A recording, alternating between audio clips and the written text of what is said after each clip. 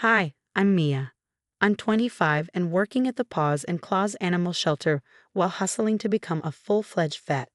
It's not glamorous, but every day I get to help animals in need, and that's what matters to me. This morning, I woke up to the familiar sound of Whiskers, my tabby cat, purring on my chest. She's been with me since I was a kid, my constant companion through thick and thin. Morning, Furball, I said, scratching behind her ears. Ready for breakfast? As I poured her food, my phone buzzed. It was Sarah, my best friend since high school. Hey girl, we still on for coffee later. You bet. I replied, I need to vent about family drama. Again. At the shelter, I couldn't shake this nagging feeling about my brother Jake's latest business idea. He's always chasing these get-rich-quick schemes, and my parents just eat it up. It's like they've got blinders on when it comes to him. Later, at the coffee shop with Sarah, I finally let it all out. I swear, Sarah, if Jake asks me for money one more time, I'm going to lose it. Sarah rolled her eyes. Girl, you need to stand your ground. What about your dream of opening your own clinic? I know, but it's hard when my parents are constantly on his side. It's like I'm invisible unless they need something from me. Just then, my phone rang. Speak of the devil, it was Jake. Hey sis, got a minute? I sighed, mouthing it's him to Sarah. What's up, Jake? So I've had this amazing opportunity, he started, his voice dripping with fake enthusiasm. But I need a little capital to get it off the ground. Think you could spot me alone? I pinched the bridge of my nose, feeling a headache coming on. Jake, we've been through this. Remember the food truck fiasco, or the revolutionary juicer? This is different, I swear. It's a sure thing this time. Sorry, but no, I'm saving up for my own goals, you understand, right? The line went quiet for a moment. Yeah, whatever. I'll figure it out myself, he muttered before hanging up without saying goodbye. Sarah gave me a sympathetic look. You did the right thing, Mia. I nodded, but I couldn't shake the uneasy feeling in my gut. That evening, I trudged up to the house, exhausted from a long day at the shelter. Whiskers, I'm home. I called out, expecting her to greet me at the door like always. But the house was eerily quiet. Whiskers, here, kitty, kitty. I searched every room, my heart racing. That's when I noticed my parents acting strange. Mom, Dad, have you seen Whiskers? They exchanged a glance that made my stomach drop. Oh, honey, my mom started, not meeting my eyes. I'm sure she's around here somewhere. Dad jumped in, a little too quickly, probably just out exploring. You know how cats are. But Whiskers was an indoor cat, she never went outside. Something was very, very wrong. What aren't you telling me? I demanded, my voice shaking. They fumbled for words, making excuses about being late for some event as they rushed out. I stood there, a horrible realization dawning on me. Whatever happened to Whiskers, my family knew about it, and judging by their behavior, it wasn't good. The next morning, I hit the streets like a woman possessed. Have you seen this cat? I must have asked 100 people, shoving Whiskers' photo in their faces, but no one had seen her. I plastered posters all over town, my hands shaking as I stapled them to telephone poles. Please somebody, anybody, I muttered, fighting back tears. After a fruitless day, I dragged myself home, praying that Whiskers had somehow magically reappeared. Instead, I walked into a shouting match. We had no choice. That was Dad's voice coming from the kitchen. No choice? You sold her cat, Jake yelled back. I froze, my blood turning to ice. Sold? They sold Whiskers? Mom's voice was pleading now. It was a necessary sacrifice. Think of the money, Jake. Think of Mia's future. I burst into the kitchen, seeing red. What the hell is going on? Where's Whiskers? The guilty looks on their faces said it all. For once, Jake looked ashamed. Mia, I can explain. Explain what? That you sold my cat. I was shaking with rage. Honey, it's not what you think, Mom started. Really? Because it sounds like you sold my best friend for cash. Jake stepped forward. Look, I messed up, okay? I owed some guy money, and this lab was offering big bucks for test subjects. I felt like I'd been punched in the gut. Test subjects. You sold Whiskers to a lab for experiments. Mia, sweetie, Dad chimed in. The money is going into your inheritance fund. It's for your future. My future? You think I care about money when you sent my cat to be tortured? It's not torture, it's science, Jake said, as if that made it better. I lost it. Science, it's animal cruelty. How could you do this? Mom tried to hug me, but I shoved her away. Don't touch me. You're all monsters. I ran to my room, threw some clothes in a bag, and called Sarah. Can I crash at your place? I can't stay here another minute. An hour later, I was on Sarah's couch, sobbing into a pint of ice cream. They sold him, Sarah. They sold Whiskers to a lab for money. Sarah hugged me tight. That's messed up, Mia. What are you going to do? I sat up, wiping my eyes.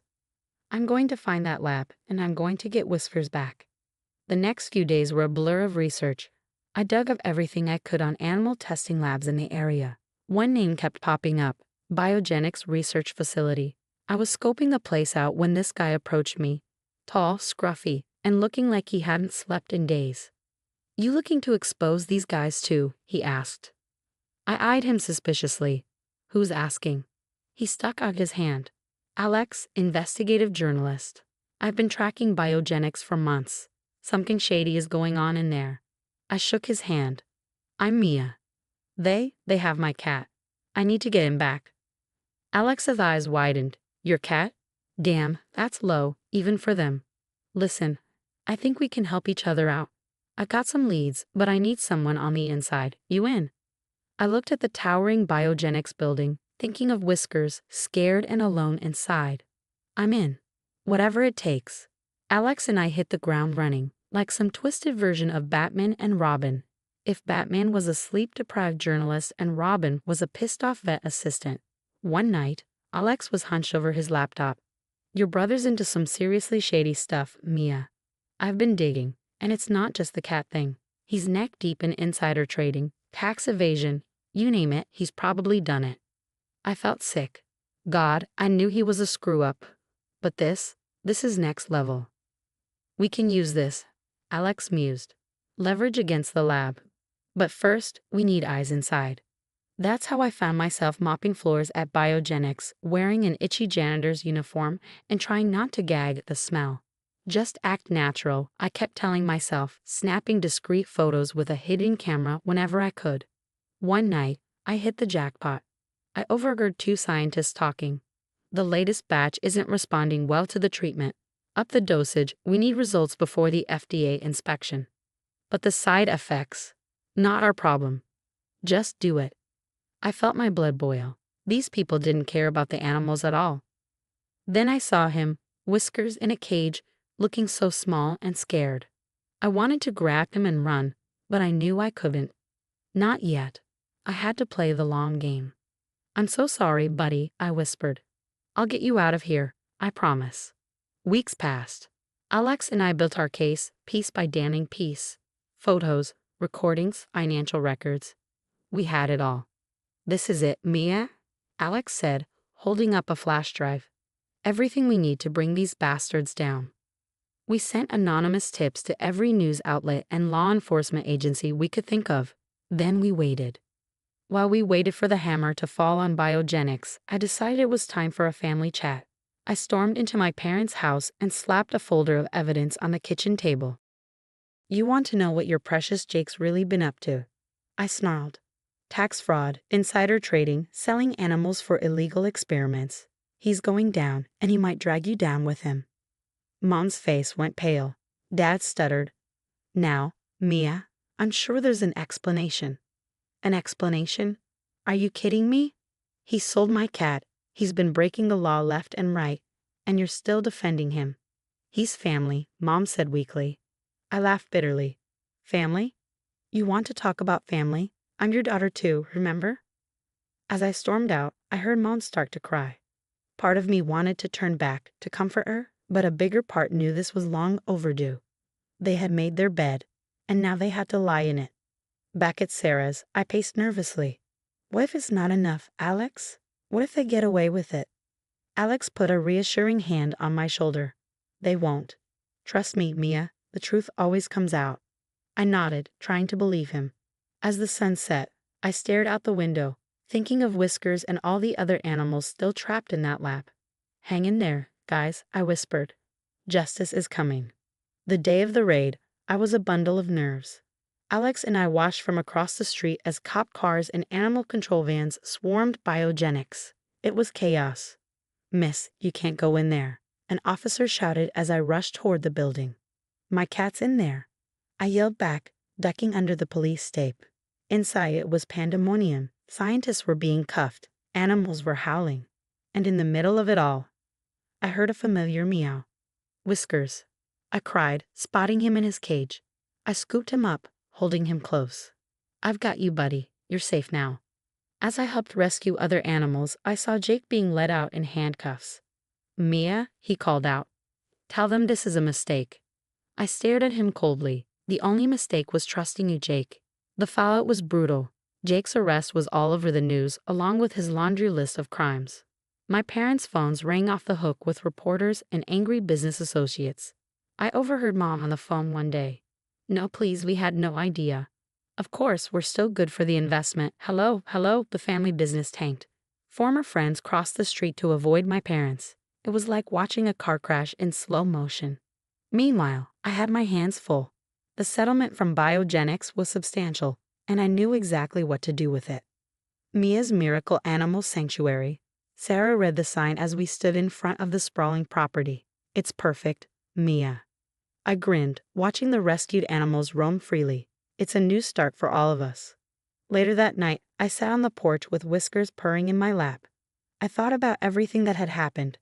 The betrayal, the fight for justice, the hard choices I'd had to make. "We did it, Whiskers," I said softly, scratching behind his ears. "We made it through."